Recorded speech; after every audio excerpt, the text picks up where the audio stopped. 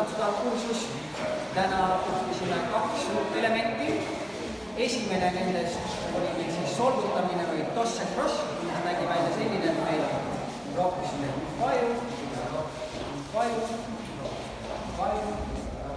vaju. Ja sellel oli 2 variatsiooni. Variatsioon, kus juhtija solgutab järgi, rohkusime vaju, vaju, või juhtija solgutab ennast. Rohkusime vaju.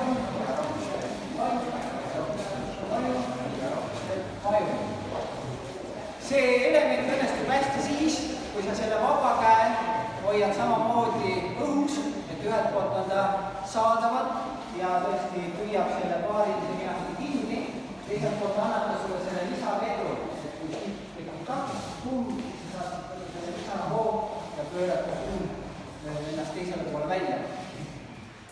Ja teine element, mida me vaatasime, oli siis käe on pööre paremale, ehk siis tuck turn, mille puhul siis kõigepealt proksti peale ettevalmistuse ja esimese sammuga jõuame asendisse, kus me oleme vastamisi ja meie käed on siis ühendatud tüdruku pea kõrgusel.